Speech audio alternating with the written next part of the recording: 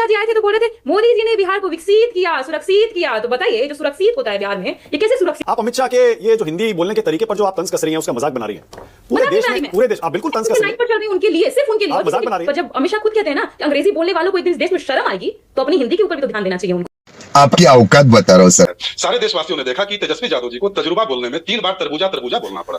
तो दूसरों पर उंगली उठाने के पहले लालू यादव जी की भाषा को लेकर हिंदी बॉलीवुड इंडस्ट्री में जितना ज्यादा पिक्चर बना है, आज तक किसी नेता के भाषा को लेकर पिक्चर नहीं बनाया ठीक। आपके जो नेता है तेजस्वी यादव जी, वो तो इंफ्रास्ट्रक्चर को इंफ्रास्ट्रक्चर बोलते हैं, कम से कम आप इंफ्रास्ट्रक्चर तो बोलती है। हमारे उत्तर प्रदेश के मुख्यमंत्री शिक्षा सुरक्षा बोलते हैं, तो ये तो सोचने लायक बात, शिक्षा और सुरक्षा बोल रहे हैं हमेशा। अच्छा, तो अखिलेश यादव जी की भाषा के नमूने को भी और स्वर्गीय अमित मुलायम सिंह यादव जी की भाषा के नमूने को भी पूरे देश ने देखा। नमस्कार दोस्तों, स्वागत है आपका न्यूज़ डिबेट चैनल में। दोस्तों, आज की डिबेट हो रही है बिहार इलेक्शन पर, जिसमें आरजेडी की प्रवक्ता प्रियंका भारती अमित शाह के भाषण का मजाक बनाया। उन्होंने कहा कि अमित शाह को हिंदी सही ढंग से बोलना नहीं आता। आरजेडी की प्रवक्ता प्रियंका भारती भूल गई कि उनके मुखिया तेजस्वी यादव, जो बिहार के मुख्यमंत्री पद के दावेदार हैं, वो खुद 9वीं फेल है और उनको सही ढंग से बोलना तक नहीं आता। और दूसरी तरफ समाजवादी पार्टी के प्रवक्ता राजकुमार भाटी, जो उत्तर प्रदेश के मुख्यमंत्री योगी आदित्यनाथ पर भाषा को लेकर तंज कसा। इसके बाद जेडीयू के प्रवक्ता नवल शर्मा तेजस्वी यादव और अखिलेश यादव से लेकर के मुलायम सिंह तक की भाषा की हकीकत दिखा दिया। दोस्तों, डिबेट बहुत ही मज़ेदार है, अंत तक जरूर देखिएगा। चलिए वीडियो शुरू करते हैं। तो चलिए शुरू करते हैं। प्रियंका, आज तो नीतीश जी ने वीडियो जारी कर दिया, पहले इसी पर आइए जरा। आप ही बोलते थे कहां है नीतीश जी, कहां है नीतीश जी, ये लीजिए आ गया वीडियो, इतना लंबा चौड़ा एकदम आ गया वीडियो मानक जी। और पहली बार ऐसा वीडियो आया है इतिहास में कि नीतीश कुमार जी टेलीप्रॉम्प्टर देख करके पढ़ रहे थे। कब ऐसा हम प्रधानमंत्री जी के लिए जाना करते थे कि मोदी जी टेलीप्रॉम्प्टर से पढ़ते हैं, और जब टेलीप्रॉम्प्टर बंद हो जाता है तो मोदी जी का जुबान भी बंद हो जाता है। आज हमने नीतीश कुमार जी को भी देख लिया, जैसे देखा था। अब मैं एक बात जोड़ देती हूँ अशोक गहलोत जी के बात में। ठीक बोला कि बॉयकॉट किया गया नीतीश कुमार जी ने मैनिफेस्टो का। क्यों किया? क्योंकि उन्होंने भाजपा वालों में नीतीश जी का बॉयकॉट कर दिया है। झूठ पे झूठ। कल भी तो मौका था, सीएम के फेस के तौर पर डिक्लेयर किया जा सकता था। एक दूसरे का तो दोनों बॉयकॉट करते रहेंगे, पर इस चक्की में बिहार क्यों पिसे? बिहार बदलाव चाहता है, बिहार बदलाव अपने लिए लाएगा और अपने भविष्य के लिए लाएगा, युवाओं के लिए लाएगा। लेकिन क्योंकि सबके भाषणों पर इतना फोकस हो रहा है, तो एक लाइन हम भी जोड़ देते हैं। कह रहे थे अमित शाह जी आए थे तो बोल रहे थे मोदी जी ने बिहार को विकसित किया, सुरक्षित किया। तो बताइए जो सुरक्षित होता है बिहार में, ये कैसे सुरक्षित हुआ है? मैं बताती हूँ आपको। जब हम और आप यहाँ डिबेट में बैठे हैं मानक जी, रोहतास में 2 लोगों की गोली मारकर हत्या, और एएसआई जो अनिरुद्ध पासवान जी थे उनका गला रेत कर हत्या। मोकामा में जो खूनी खेल खेला गया वो आपने खुद देखा, चलाया भी हमने, 2 दिन इस पे डिस्कशन भी किया है। कहाँ चीजें ठीक है? अगर इस तरीके से सुरक्षित कर दिए थे तो सुरक्षा तो दिखनी चाहिए थी ना। और विकसित करने छोटी बच्ची हो क्या? Priyanka one second. वो अमित शाह, आपको पता है कि वो गुजरात से आते हैं। हिंदी बोलने में हर क्षेत्रीय जो लोग होते हैं, जो जिनकी क्षेत्रीय भाषा कुछ और होती है, उनका एक्सेंट अलग होता है। उसका मजाक क्यों बनाना?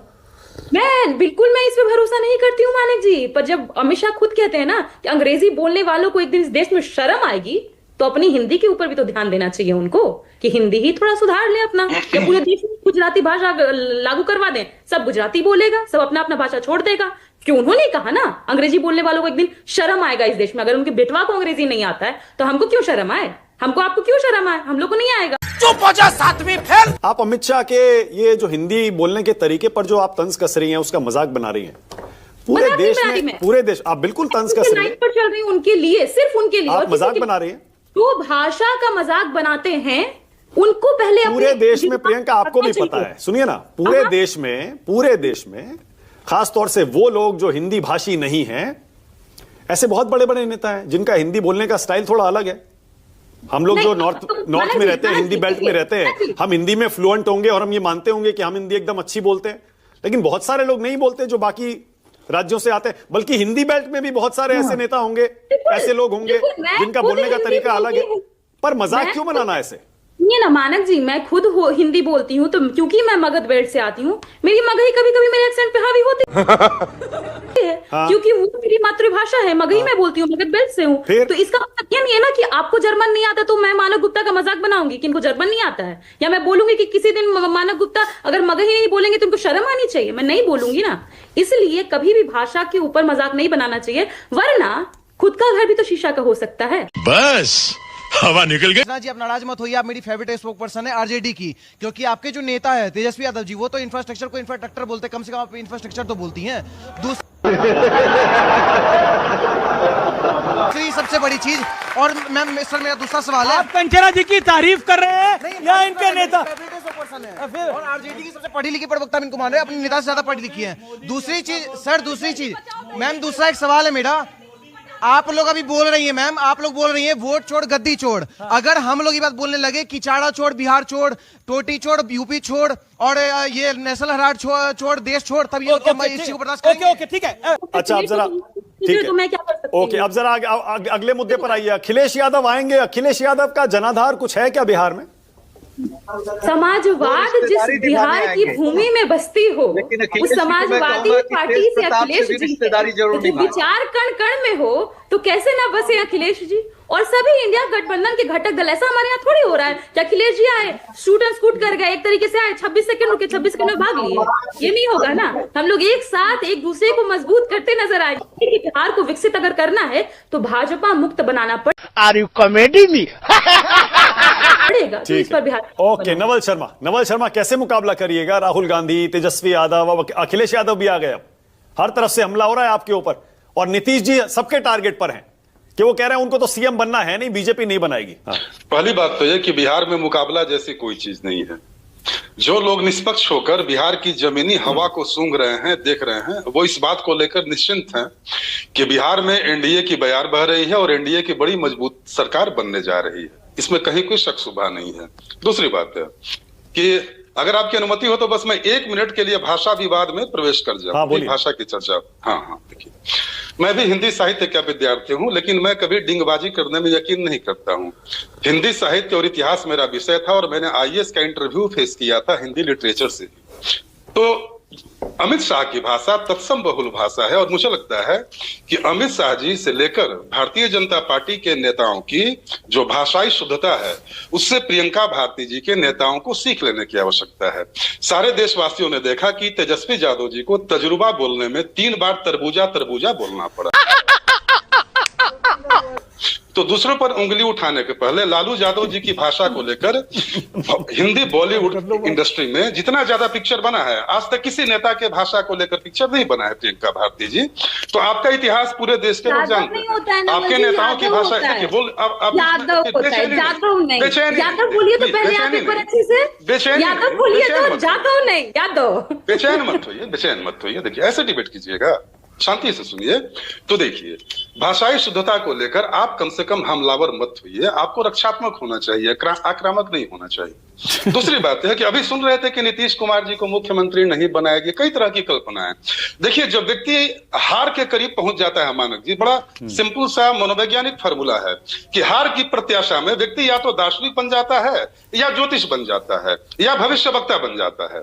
तो महागठबंधन के सारे नेता अभी जिस तरह की भविष्यवाणियां कर रहे हैं और जिस तरह से भविष्यवक्ता की भूमिका में आ गए हैं, सीधे सीधे हार की प्रत्याशा और हार की हताशा इनके चेहरे पर झलक रही। बात तो सही है। इसीलिए भविष्यवाणी करने में, प्रेडिक्शन करने में लगे। तीसरी बात यह है कि अखिलेश यादव जी भविष्यवाणी कर रहे हैं कि दिल्ली का इतिहास लिखा जाएगा बिहार से। अरे पहले बिहार की हवा को तो पढ़ लीजिए, बिहार की जमीन पर उतरिए और देखिए कि नीतीश कुमार जी और एनडीए सरकार के विकास कार्यों का जादू बिहार की जनता के सर चढ़कर बोल रहा है। आइए और देखिए तो, और बिहार की फिजाओं में तैरती नीतीश कुमार जी की खुशबू को महसूस तो कीजिए। ये राजनीतिक पैंतरेबाजी करने से कैसे काम चलेगा अखिलेश? क्यों नहीं अभी तक मुख्यमंत्री का चेहरा घोषित किया गया? क्या ये कम बड़ी बात है? जो सिटिंग मुख्यमंत्री है उसके लिए बीजेपी की तरफ से एक व्यक्ति ने नहीं कहा कि हमारे मुख्यमंत्री नीतीश कुमार होंगे। तो क्या ये छेद सबको दिखाई नहीं दे रहा? और जो भाषा की बात चल रही थी, बाय द वे मैं भी हिंदी साहित्य का ही विद्यार्थी रहा हूं। आज 3 आपके शो में हिंदी साहित्य के विद्यार्थी हैं। चलो, गुजराती का तो ठीक है, उच्चारण गलत हो सकता है। हमारे उत्तर प्रदेश के मुख्यमंत्री शिक्षा सुरक्षा बोलते हैं। हे भगवान, ये क्या हो रहा है? तो ये तो सोचने लायक बात, शिक्षा और सुरक्षा बोल रहे हैं हमेशा। कभी से शिक्षा नहीं कह पाते, वो सुरक्षा नहीं कह पाते। अरे तो थोड़ा ऐसे सा तो सारे नेता कुछ ना कुछ नहीं बोल पाएंगे। भाटी जी कमाल करते हैं ऐसा आप। है ना, देखिए बस ये मानक भाई जरा सा 1 मिनट समय दीजिए। हाँ बोलिए। वो तो हिंदी भाषी हैं। भाटी साहब ऐसा है ना कि देखिए आप एक सुलझे हुए प्रज्ञावान व्यक्ति हैं, लेकिन अभी देखिए कि अखिलेश यादव जी के बयान को परिभाषित करने के लिए जिस तरह आप कल्पना के घोड़े दौड़ा रहे थे, मुझे बड़ी आपकी दयनीय स्थिति पर बड़ी तरस आ रही थी कि आपके जैसे प्रज्ञावान व्यक्ति को अपने नेता को डिफेंड करने के लिए इतने कल्पना के घोड़े दौड़ाने पड़ रहे हैं। और अगर बात बयान की चलेगी और बात भाषाई स्तर की चलेगी तो अखिलेश यादव जी की भाषा के नमूने को भी और स्वर्गीय और बेहद ही सम्मानित मुलायम सिंह यादव जी की भाषा के नमूने को भी पूरे देश ने देखा है। दोस्तों, एक कहावत है कि सूप बोले तो बोले, चलनी क्या बोले जिसके 32 छेद होते हैं। तेजस्वी यादव, अखिलेश यादव और मुलायम सिंह की भाषा को तो सारी दुनिया जानती है, फिर भी इन लोगों को दूसरों के ऊपर उंगली उठाने पर शर्म नहीं आती। दोस्तों, आपके हिसाब से क्या लगता है? कमेंट बॉक्स में ज़रूर बताइए। और अगर वीडियो अच्छा लगा हो तो लाइक, शेयर और सब्सक्राइब करना मत भूलिएगा, क्योंकि ऐसे ही और ज़बरदस्त डिबेट्स हम लाते रहेंगे आपके लिए। मिलता हूँ अगली वीडियो में, तब तक के लिए जय हिंद, जय भारत।